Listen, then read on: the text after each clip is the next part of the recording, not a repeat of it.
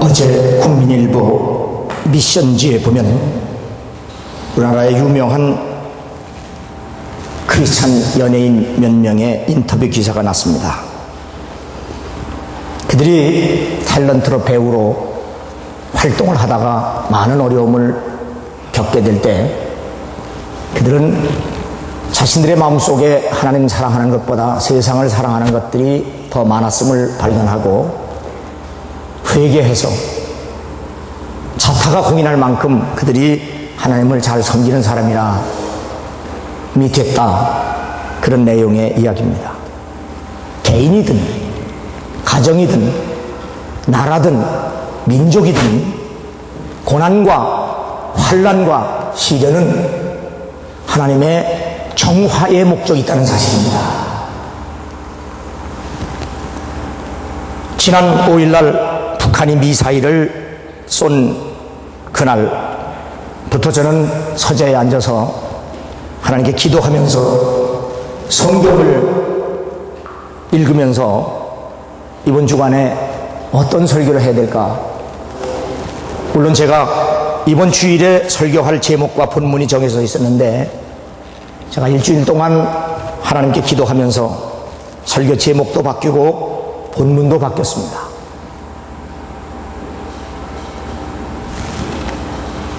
이유는 이러한 상황에서 하나님이 우리에게 뭐라고 말씀하실까? 하나님이 우리 민족에게, 우리나라에게 주시는, 우리 교회에 주시는 말씀이 무엇이 되어야 될까? 저는 성경을 읽으면서 하나님께 기도했습니다. 누가복음 21장 10절에 보면 또 이르시되 민족이 민족을, 나라가 나라를 대적하여 일어나겠고 처처에 큰 지진과 기근과 온역이 있겠고 또 무서운 일과 하늘로서 큰 징조들이 있으리라. 세상의 끝자락에 일어날 징조에 대해서 주님이 친히 하신 말씀입니다. 우리들의 마음은 세상이 점점 좋아지기를 원하나 성경은 세상은 절대로 점점 좋아지지 않는다고 말씀하고 있습니다. 나라와 민족, 민족과 나라가 싸우는 이런 전쟁터에서 우리 하나님의 사람들이 할 일이 무언가, 어떻게 그러한 환난과 시련과 고난과 전쟁과 어려움 속에서 우리는 어떻게 반응하고 살아야 할 것인가? 주님은 우리에게 이렇게 말씀합니다. 이런 일이 되기를 시작하거든 일어나 머리를 들라. 구속의 날이 가까웠다고 말씀합니다. 일어나 머리를 들라. 결국은 지난 5일 북한이 미사일 7기를 시험 발사했습니다.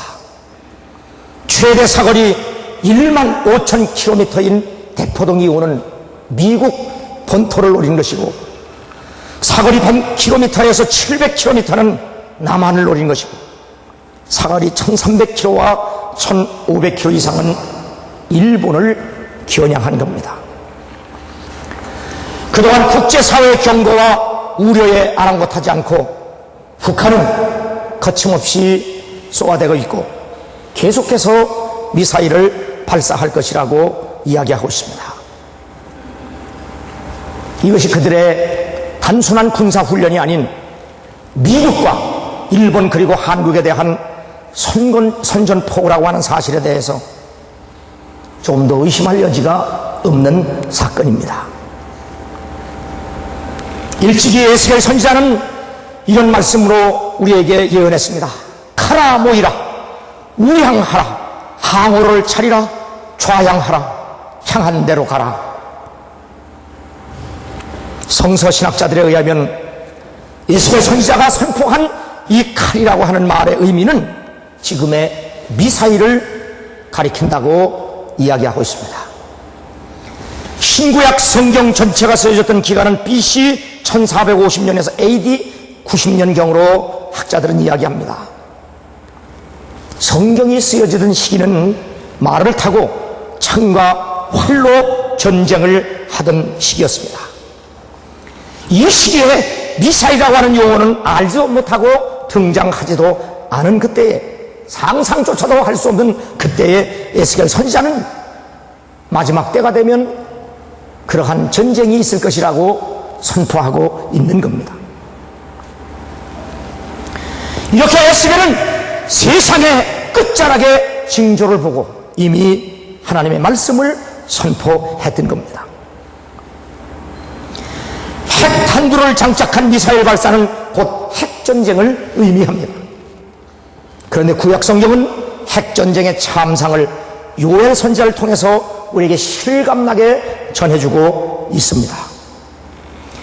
그 후에 내가 내 신을 만민에게 부어주리니 너희 자녀들이 장래일을 말할 것이며 너희 늙은이는 꿈을 꾸며 너희 젊은이는 이상을 볼 것이며 그때에 내가 또 내 신으로 남종과 여종에게 부어줄 것이며 내가 이적을 하늘과 땅에 베풀리니 곧 피와 불과 연기 기둥이라.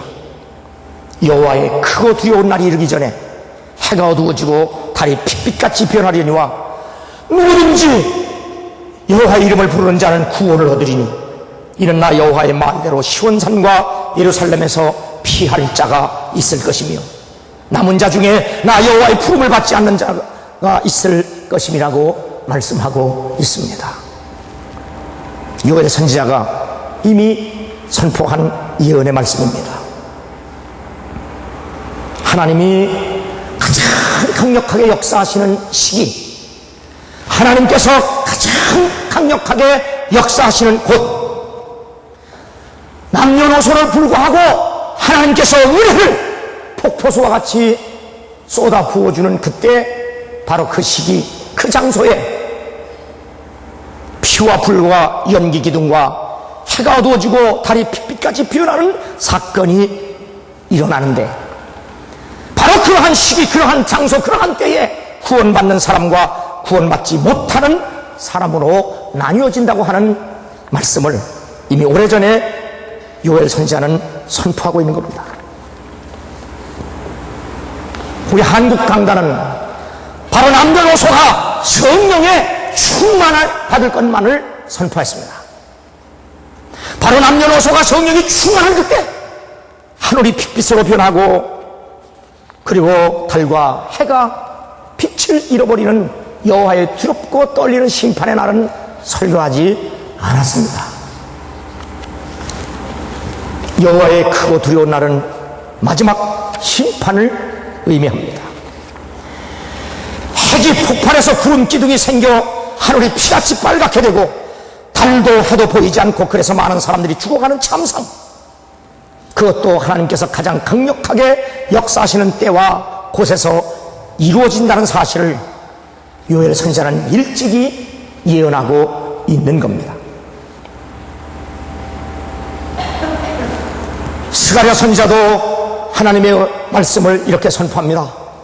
예루살렘을 친 모든 백성에게 여호와께서 내리실 재앙이 이러하니 곧 섰을 때에 그 살이 썩으며 그 눈이 구멍 속에서 썩으며 그 혀가 입 속에서 썩을 것이라고 말씀합니다. 핵이 폭발했을 때 어떤 결과가 오는지에 대해서 스가랴 선지자가 예언한 말씀입니다. 피부가 썩고 눈알이 썩고 혀가 썩는 참상을 스가랴 선지자는 핵탄두를 보지 못할 때 선포하고 있는 겁니다. 이러한 민족과 민족, 나라가 전쟁하는, 그래서 이러한 참상이 벌어지는 그 일 때문에 그 일이 얼마나 무섭고 얼마나 고통스러우면 주님께서도 말씀하시기를 사람들이 세상에 임할 일을 생각하고 무서워함으로 기절하리니 이는 하늘의 권능들이 흔들리겠습니다라고 말씀해주고 있는 겁니다. 저는 오늘 성경 본문을 읽으면서 우리나라, 우리 민족의 상황과 얼마나 그렇게 같은가 유사한가 생각하면서 이 말씀을 설교하기 위해서 일주일 동안 준비했습니다. 남쪽 유다의 왕은 여호사밧입니다. 북왕국 이스라엘의 왕은 아합 왕이었습니다. 우리가 잘 아는 대로 이스라엘은 12지파로 한 민족 한 나라였습니다. 그런데 이 나라와 민족이 사상적으로 갈린 것이 아니라 하나님을 섬기는 나라와 하나님을 섬기지 않는 나라로 분열이 된 겁니다. 이때 북왕조 아합 왕이 길르앗 라못을 빼앗자는 제안을 남쪽 여호사밧에게 제안을 합니다. 이 제안을 여호사밧 왕은 분단된 민족의 벽을 허물고 남북 간의 평화를 조성하는 일로 받아들입니다. 우리와 지금 상황이 똑같습니다. 그러나 하나님의 사람, 하나님의 선지자들은, 하나님 편에 선 신실한 하나님의 선지자들은 남왕국이 북왕국과 손을 잡는 것은 우상숭배하는 일이요, 하나님을 저버리는 행위요, 나라가 망하는 일이라고 끊임없이 하나님의 말씀을 선포합니다. 그러나 거짓 선지자들은 아합 왕에게 듣기 좋은 설교만 합니다.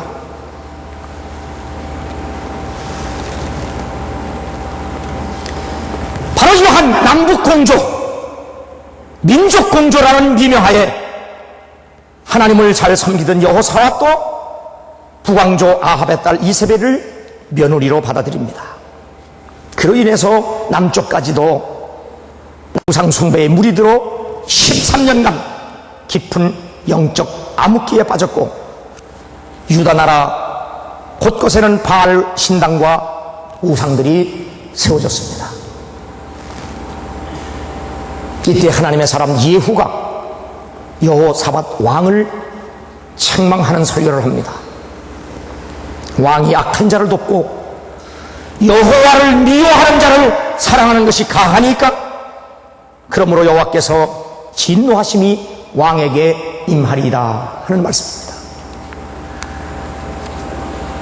나는 한국 교회가 살아있다면 바로 예후가 여호사밧 왕에게 선포한 이 말씀을 모든 교회가 강단해서 나라와 민족과 정부를 향하여 선포해야 합니다.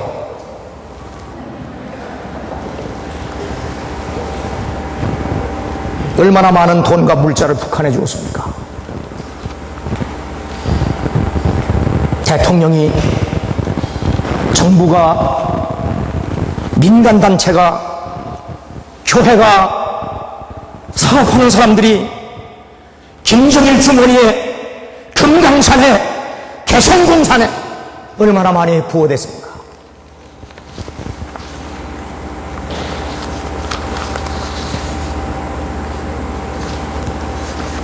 요즘 북한을 돕지 않는 사람들은 이 땅에서 할 소리도 없고 할 말도 없는 사람들로 그렇게 취급하고 있습니다. 미사일 7기를 쏘아대는 그 시각에도 남한에서는 북한에 보내 비료를 싣고 있었고, 여객기가 그 상공을 아무것도 모르고 날아다녔다고 할 때 등골이 오싹하지 않을 수가 없습니다. 1999년 5월 미국은 밀로세비치의 유고슬라비아 군대를 겨냥해서 내브릭 미사일을 날렸습니다. 이 미사일은 베오그라드에 있는 중국 대사관을 명중시켜 3명이 죽고 20명이 실종됐습니다. 중국은 미국이 일부러 그랬다고 펄쩍 뛰었습니다. 그때 미국은 중국 대사관을 병참기지로 잘못 표기한 지도 탓이라고 사과했습니다. 그런데 1991년 걸프전 당시의 미국 미사일은 엉뚱한 곳에 떨어지기 일쑤였습니다. 한 번은 바그다드의 민간 항공기를 덮쳐서 280명이 몰살됐습니다. 미국 패트리어트 요격 미사일은 명중률이 80%에 이른다고 자랑했으나 명중률 20%에 그쳤습니다. 스커트 미사일도 10발에 5발이 빗나갑니다. 미국의 기술도 15년 전에는 바로 이랬습니다. 그런데 2003년 이라크 전쟁 때에 미국의 토마호크 순항 미사일이 후세인의 거점에 내리꽂히면서 전쟁이 다시 시작됩니다. 이때는 외과 의사가 외과 수술하듯 건물 유리창까지 점 찍는 소위 핀포인트 어택, 쪽집게 폭격을 했습니다. 오차범위 1m가 넘지를 않습니다. 제 자동차에는 길 안내하는 GPS가 있습니다. 저는 그걸 보면서 자동차 운전을 하면서 얼마나 정확한지. 골목길 꼬부라질 때는 언제나 골목 끊어질 때 차가 있어요. 아주 정확합니다.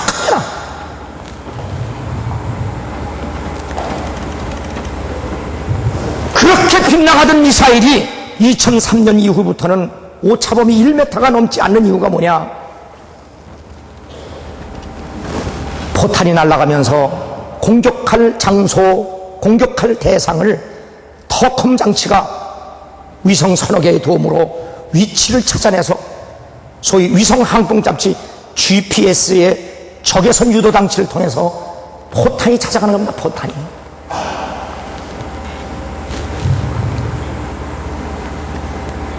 미국의 미사일은 이렇게 정확합니다. 그런데 북한의 스커트 미사일과 노동 미사일 오차는 1km에서 5km라고 국방연구원들이 추정하고 있습니다. 사정거리가 긴 대포동 이호는 오차가 수십 킬로미터가 된다고 합니다. 그만큼 미사일은 고난도 기술을 필요로 하는 무기입니다.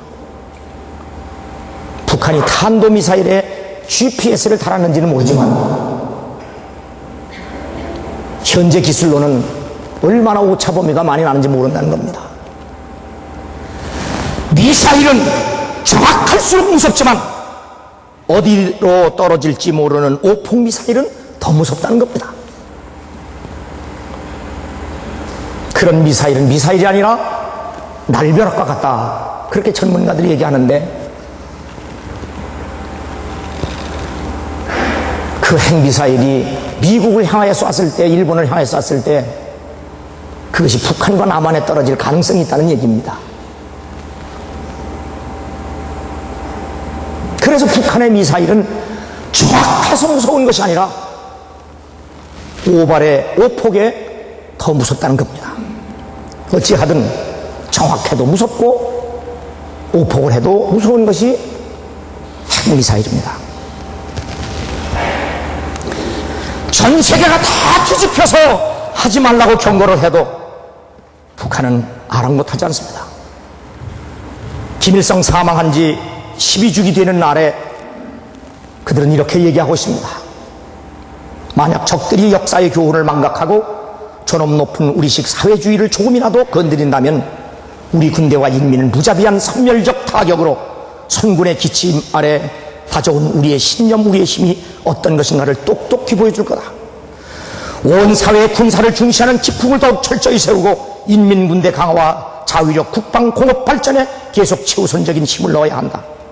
모든 부분, 모든 단위 건드리기만 해봐라. 아주 죽여버리겠다. 이렇게 공갈을 치고 있습니다. 얼마 전에는 6.15 공동성명을 기념하는 날 전라도 광주에서 북한 지도자들이 내려왔습니다.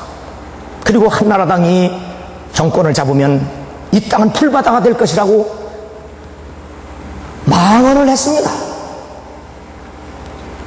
그래도 누구 하나 제지하지 않았어요. 여러분, 광주는 어느 곳입니까?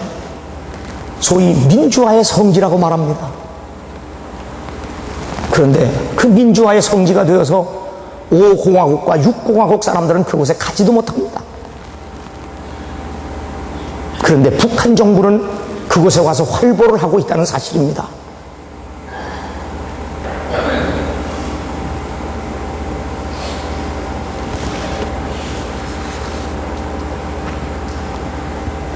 국민의 정부와 참여정부가 연이어 소위 햇볕 정책으로 북한 달래기 일환으로 엄청난 비용을 쏟아부어준대. 돌아온 것은 뭡니까? 그들이 변화됐습니까? 그들이 우리에게 보내온 것은 결국 미사일 뿐이었습니다. 오늘 우리는 다시 한번 예후 선지자의 음성을 들어야 합니다. 악이 약한 자를 돕고 여호와를 미워하는 자를 세하는 것이 가하니까. 그러므로 여호와께서 진노하심이 왕에게 임하리이다. 왕만 임하겠어요? 유다까지 망한다 그 말입니다. 악한 자들과 손잡는 것까지 망한다 그 말입니다. 그러므로 이 나라와 민족이 살지는 김정일 비유 맞히는 것이 아니라 하나님을 두렵고 떨리는 섬김에 신앙으로 돌아서지 않으면 이 나라와 민족의 희망이 없다는 것입니다.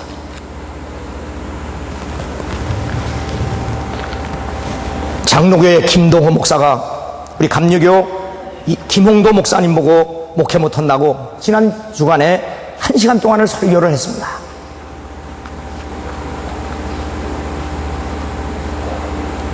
그런데 그 김동호 목사가 늘 설교할 때마다 강조하는 것은 근사하게 믿자는 겁니다. 근사하게.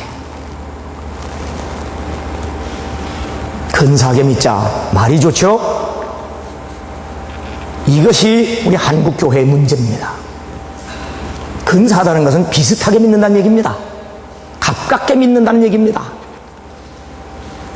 요한의 신뢰의 고백으로 말하면 almost 크리스천입니다. 비슷하게 믿는 것, 적당하게 믿는 겁니다. 비슷하게 믿는 것, 적당하게 믿는 것이 근사한 겁니다. 사람 눈에는 근사한 것이 멋있어 보입니다. 사람 눈에는 비슷하게 믿고 적당히 믿는 것이 아름다워 보입니다.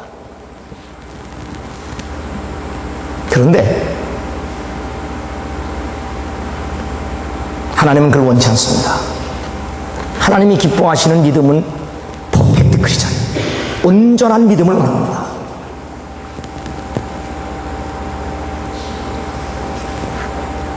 김동호 목사가 영적으로, 도덕적으로, 윤리적으로 깨끗하고 온전한 목사인지는 모르지만 그의 설교는 사람을 기쁘게 하는 설교를 합니다. 그러나 김홍도 감독은 윤리적으로 부족하고 잘못된 부분이 있지만 그의 설교는 하나님을 기쁘게 하는 설교를 합니다.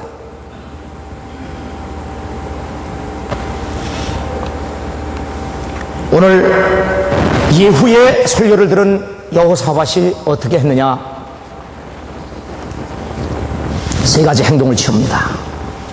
4절에 보면 부엘세바에부터 에브람 산지까지 민간에 순행하며 저희를 그 열조의 하나님의 어깨로 돌아오게 하고 라고 되어 있습니다.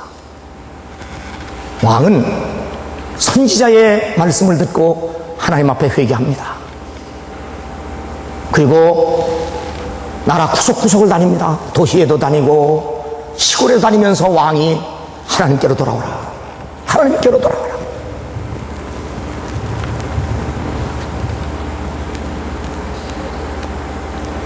북한 정부는 하나님과 원수된 정부입니다. 하나님께 반역하고 교회를 회파하고 백성을 토탄에 빠지게 한 사람들입니다. 하나님께서 그렇게 미워하시는 우상 숭배의 나라입니다. 남한은 하나님을 섬기는 백성이 됐고 하나님이 은혜를 주신 나라가 됐습니다. 세계에서 가장 교회가 부흥되는 복도 주셨습니다. 그런데 이제 살만 하니까 하나님 섬기는 일은 점점 게을러지고 말씀에 칼날 무디었고 잠자고 졸고 있는 형편입니다. 나는 북한의 미사일이 하나님의 징계의 막대기로 봅니다.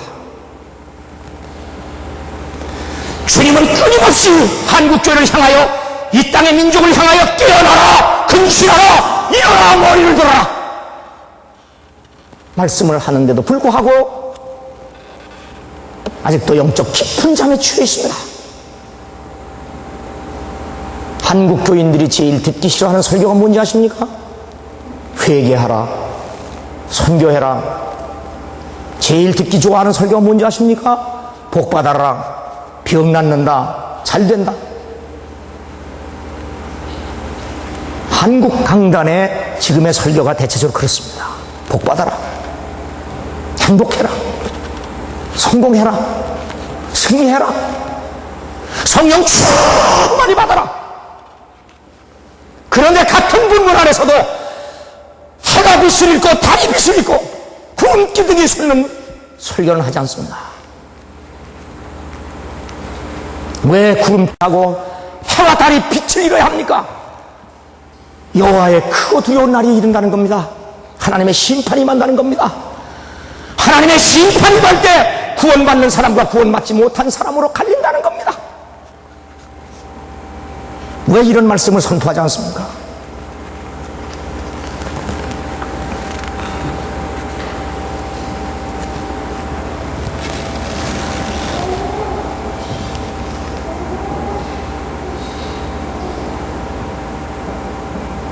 왕은 자기의 잘못을 깨닫고 여호와를 두려워하는 마음으로 삼가 섬겨라 도시와 농촌을 다니면서 백성들을 하나님 앞으로 인도합니다. 나는 우리나라 대통령이 이렇게까지 되리라고는 생각하지 않지만 교회라도 그렇게 되지 않습니까? 교회라도 하나님의 자녀라도 하나님의 백성이라도 우리 하나님께로 다시 돌아가자. 정말 목숨 걸고 하나님 섬기자.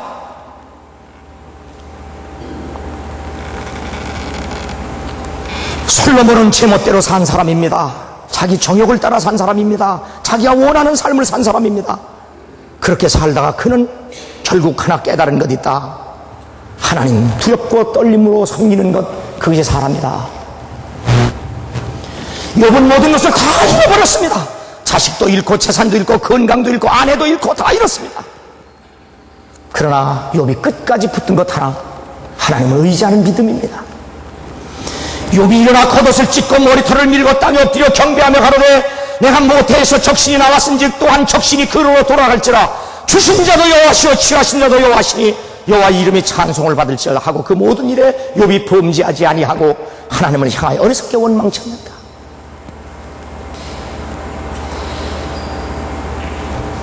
욥은 모든 걸 다 잃어버렸는데도 불구하고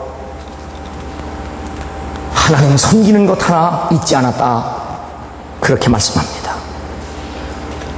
사도 바울은 빌립보 교인들에게 항상 복종하고 두렵고 떨림으로 구원받은 그 구원을 지켜라. 로마 교인들에겐 부지런하여 게으르지 말고 열심을 품고 주를 섬겨라. 그렇게 말씀하고 요한계시록에는 내가 사랑하는 자를 징계하여 책망하노니 열심을 내라 회개하라고 마지막 요한사도를 통해서 교회에게 말씀을 주십니다.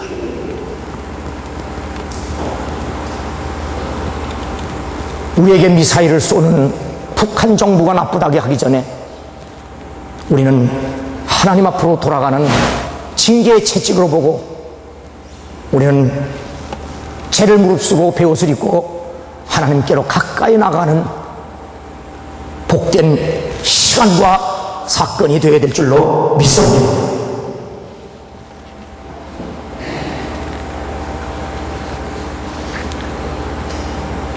하나님은 하나님을 기용하는 자에게 주시는 복을 얻기 위해서 하나님 나라의 창고를 여는 열쇠를 주십니다. 베드로가 주는 그리스도 사랑에서 하나님의 아들이라고 할 때 내가 내게 열쇠를 주노니 이 열쇠를 어느 믿음의 사람은 세 가지로 얘기를 합니다. 주일 성수, 11조, 새벽기도 그렇게 말합니다. 일리가 있습니다. 주일 성수는 예배를 상징합니다. 우리 한국교회는 일제의 핍박하에서도 그리고 주일을 성수했고 공산치하에서도 6.25 전쟁 속에서도 우리는 주일을 성수하는 믿음을 지킨 민족이 그리고 민족교회입니다. 제가 지난 필리핀 목사님들 1000명을 놓고 우리 한국교회의 자랑은 일제의 핍박과 공산주의 탄압 속에서도 주일을 성수한 신앙의 내용을 자랑했습니다. 우리가 하나님을 두렵고 떨리게 섬기는 그 최고의 상징은 주의를 온전히 지킨 겁니다. 어떠한 경우라도 주의를 지킨 겁니다.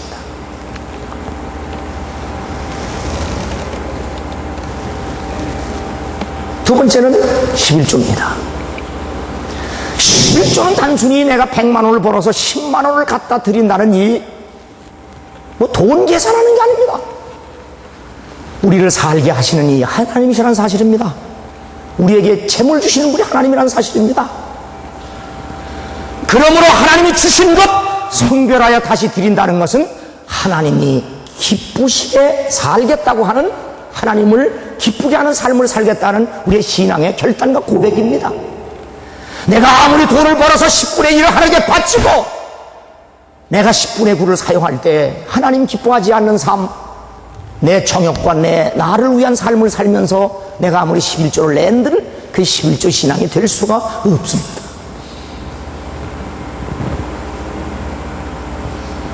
(11조) 신앙의 핵심은 하나님이 나를 살게 하셨으므로 내가 하나님의 뜻대로 살겠다, 하나님이 기뻐하시는 삶으로 살겠다, 하나님이 원하시는 삶으로 살겠다고 하는 내 신앙의 고백과 결단이지, 하나님하고 돈 거래하는 게 11조 신앙이 아닙니다. 그런데 지금 우리가 어떻습니까? 먹고 마실 만하니까 얼마나 하나님 섬기는 게 게으릅니까? 정욕을 따라 살고 자기 육체에, 그래서 하나님은 일찍 이스라엘 백성을 향하여 너희가 좋은 집을 짓고 먹고 마시고 배부르면 나를 떠나는 것, 그게 두렵다고 했는데 그것이 지금 한국교회에 주시는 말씀 아니겠어요? 여러분이 주신, 하나님이 주신 재물, 하나님이 주신 건강, 하나님이 주신 생명, 하나님이 주신 모든 삶의 환경, 조건이 정말 하나님 기쁘시게 하는데 사용되고 있느냐 그 말이요.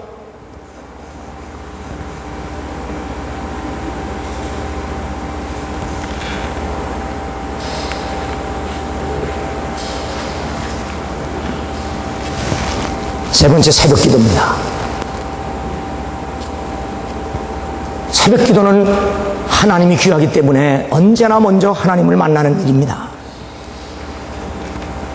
단순히 잠 안 와서 새벽에 일어나는 게 아니라 나를 살게 하시는 분이 하나님이고 그분이 살게 해주셔야 내가 사니, 그분 앞에 나가서 주여 나를 살게 하옵소서, 그분하고 관계 맺는 것, 무엇보다 먼저 그분하고 관계 맺는 것, 믿음의 사람이 반드시 해야 할 일입니다. 그래서 일찍이 이스라엘 백성들은 하나님을 위하여 40년 동안 광야에서 새벽을 깨우는 훈련을 받은 민족입니다. 우리 한국 교회의 장점도 바로 새벽 기도에 있었습니다. 빌리 그레함은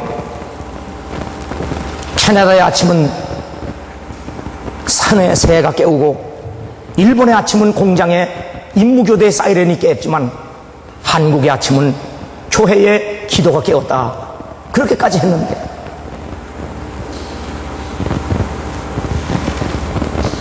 여러분 지금 기도하십니까?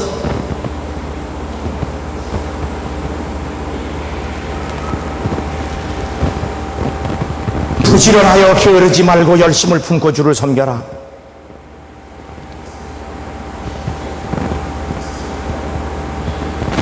오늘 예후가 왕을 향하여 악한 자를 돕고 하나님이 미워하는 자들을 돕는, 사랑하는 것, 이게 정말 가한이니까?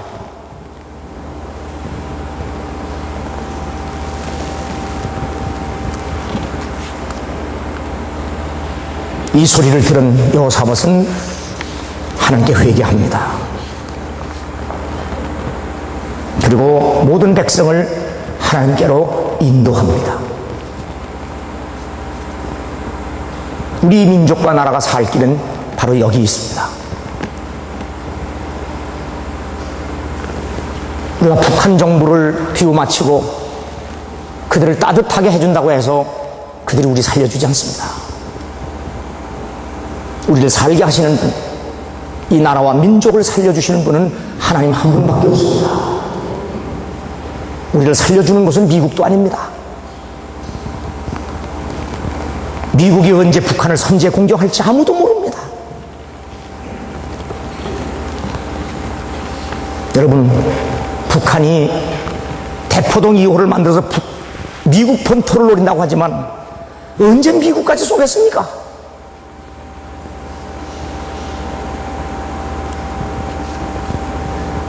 시어머니 비기 싫다고 개배때기 차는 것처럼 그들은 남한을 칠 겁니다. 그 많은 돈을 들여서 미국 본토 칩니까? 아무리 우리가 돈을 갖다 줘도 그들은 그거 받아먹어 그 돈으로 핵탄두를 만든다는 사실.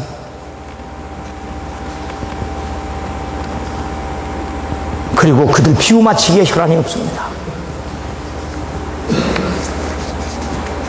거듭 말씀합니다. 악한 자를 돕고 하나님을 미워하는 자들을 사랑하는 것이 가하니까.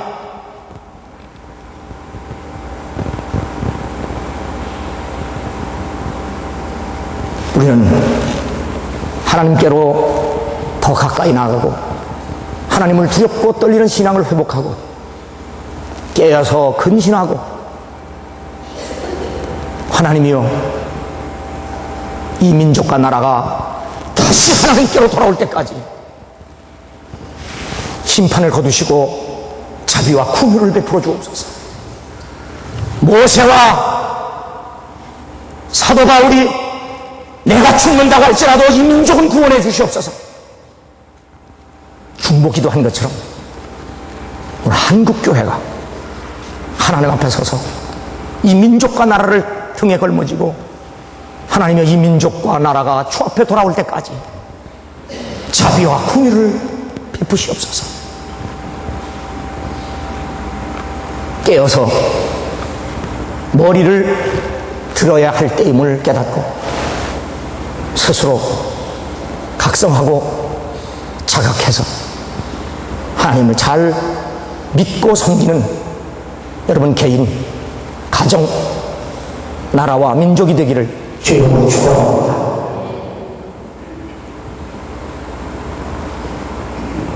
얼버무리고 소송일 때가 아니라 두렵고 떨리는 마음으로 베옷을 입고 죄를 뒤집어 써야 할 때가 이때임을 깨닫고 각성하고 깨어나는, 오히려 미사일이 날아다닐 그때에 주님을 만나는 축복의 날이 되기를 주의 이름으로